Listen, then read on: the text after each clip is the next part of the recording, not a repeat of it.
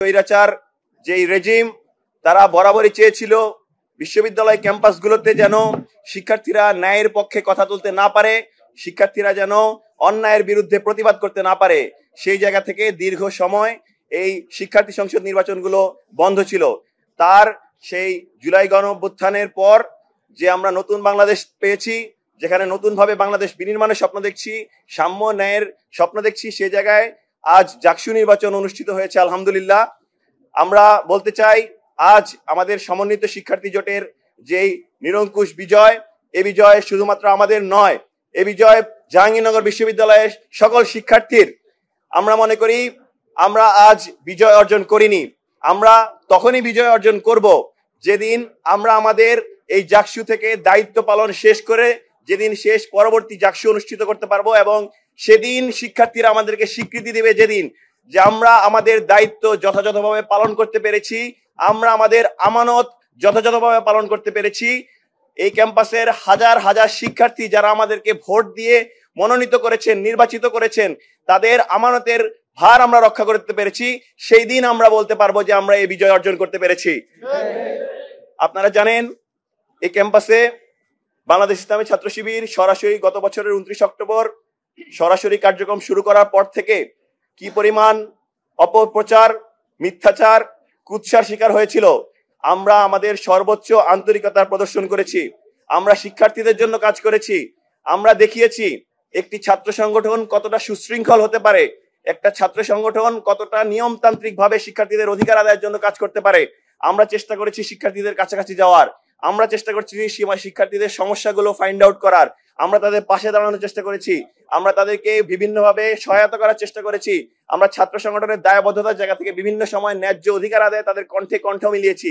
আমরা আশা রাখছি আজ আমাদেরকে যে আমানত, আমাদেরকে এই 20 জনের প্যানেলের 20 জনের মধ্যে 25 জনের মধ্যে 20 জনকে নির্বাচিত করার দ্বারা শিক্ষার্থীরা, জাহাঙ্গীরনগর বিশ্ববিদ্যালয়ের শিক্ষার্থীরা আমাদের উপর যে আমানতের ভার দিয়েছে, আমরা আগামী 1 বছর সেই আমানতের ভার যথাযথভাবে রক্ষা করবো ইনশাআল্লাহ। মানুষ ভুলের ঊর্ধ্বে নয়, কিন্তু মানুষের আন্তরিকতাটা অনেক গুরুত্বপূর্ণ। আমরা শিক্ষার্থীদের কথা দিচ্ছি, আমরা আমাদের আন্তরিকতার জায়গায় সর্বোচ্চ সচেষ্ট থাকব। আমরা যে কোনো প্রকার ক্রিটিসিজম, যে কোনো প্রকার পরামর্শ খুবই সাদরে ওয়েলকাম জানাবো। আমাদেরকে আপনারা সহযোগিতা করবেন। আমরা আপনাদের স্বপ্নের ক্যাম্পাস বিনির্মাণে, আধিপত্যবাদ বিরোধী, স্বৈরাচার বিরোধী ক্যাম্পাস বিনির্মাণে আমরা আপনাদের সারথি হতে চাই। এই ক্যাম্পাসকে নতুন ভাবে গড়তে চাই। এই ক্যাম্পাসের যে স্বকীয়তা রয়েছে, এই ক্যাম্পাসের যে কালচারাল ডাইভার্সিটি রয়েছে, এই ক্যাম্পাসের যে আউটলুকের ডাইভার্সিটি রয়েছে, সেটির প্রতি আমাদের চেয়ে সবচেয়ে বেশি শ্রদ্ধাশীল আর কেউ হতে পারবে না বলে আমরা চ্যালেঞ্জ গ্রহণ করছি। সেই বৈচিত্রতা, সেই স্বকীয়তা, এই ক্যাম্পাসের যে প্রাণ প্রকৃতির বৈচিত্রতা, সকল কিছুর প্রতি শ্রদ্ধা জানিয়ে আগামী 1 বছর ছাত্র শিবির সমর্থিত সমন্বিত শিক্ষার্থী জোট শিক্ষার্থীদের সঙ্গে নিয়ে এই জুলাইয়ের আকাঙ্ক্ষাকে বাস্তবায়নের জন্য সর্বোচ্চ চেষ্টা করে যাবে ইনশাআল্লাহ। সর্বশেষ বলে যেতে চাই, আপনারা অত্যন্ত দুঃখের সাথে স্মরণ করছি, আমাদের এই ঐতিহাসিক জাকসু নির্বাচন বাস্তবায়ন করতে গিয়ে আমাদের বিশ্ববিদ্যালয়ের সম্মানিত শিক্ষিকা, যিনি পোলিং অফিসার হিসেবে দায়িত্ব পালন করতে আসার ঠিক পূর্বে এই ভবনেরই করিডোরে মহান রবের ডাকে সাড়া দিয়ে ইন্তেকাল করেছেন। আমরা তার রুহের মাগফিরাত কামনা করছি। আমরা মনে করছি এই জাকসু নির্বাচন, যে ঐতিহাসিক জাকসু নির্বাচন, যারা নির্বাচিত হয়েছি বা যারা শিক্ষার্থীরা ভোট প্রদান করেছি, তারা সবাই এই আমাদের এই শিক্ষিকাকে শ্রদ্ধাভরে স্মরণ করবেন, এবং আমরা তার রুহের মাগফিরাত কামনা করে, জান্নাতুল ফিরদাউস নসিবে কামনা করে আমরা আজকে আমাদের কোনো প্রকার আনন্দ মিছিল আমরা পরিত্যাগ করছি। আমরা চেষ্টা করব আজ ম্যামের জন্য দোয়া করার, এবং আমরা একই সাথে সর্বশেষ বলতে চাই, আমরা শিক্ষার্থীদের পাশে পেতে চাই, আমরা শিক্ষার্থীদের সাথে নিয়ে ক্যাম্পাস করতে চাই। এই ক্যাম্পাসের যে নতুন বিনির্মাণ, সেই বিনির্মাণের শিক্ষার্থীরা আমাদেরকে পাশে থাকবেন। সবাইকে সাথে নিয়ে আমরা একটি ভালো ক্যাম্পাস করব, সুন্দর ক্যাম্পাস করবো ইনশাআল্লাহ। আমাদের 25 জন প্রতিদ্বন্দ্বিতা করেছিলেন, এর মধ্যে 19 জন পুরুষ এবং 6 জন নারী শিক্ষার্থী তারা প্রতিদ্বন্দ্বিতা করেছিলেন।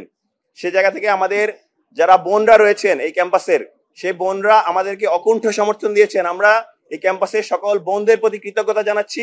তারা এই ক্যাম্পাসের যে জাকসু নির্বাচন, তাদের স্বতঃস্ফূর্ত সাড়া দিয়েছেন। এবং আমরা জানাতে চাই, আমাদের যেই 6 জন নারী শিক্ষার্থী রয়েছেন তারা প্রত্যেকেই নির্বাচিত হয়েছেন এবং আমাদের ওভারঅল প্যানেলের 25 জনের মধ্যে 20 জন নির্বাচিত হয়েছেন আলহামদুলিল্লাহ।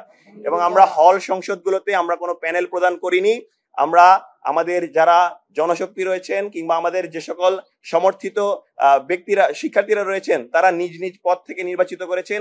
এদের মধ্যে অনেকেই অধিকাংশ নির্বাচিত হয়েছেন, অধিকাংশর ক্ষেত্রেই অন্য কেউ নির্বাচিত হয়েছেন। আমরা সেক্ষেত্রে সকলের ফলাফল এখনো পাইনি বা সেভাবে ইলেক্ট করতে পারিনি।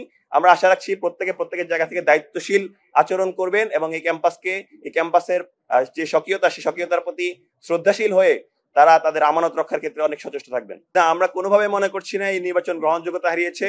আপনারা দেখতে পাবেন এই নির্বাচনে প্রায় 70% শিক্ষার্থী, জাহাঙ্গীরনগর বিশ্ববিদ্যালয়ের শিক্ষার্থীরা তারা ভোট প্রদান করেছেন।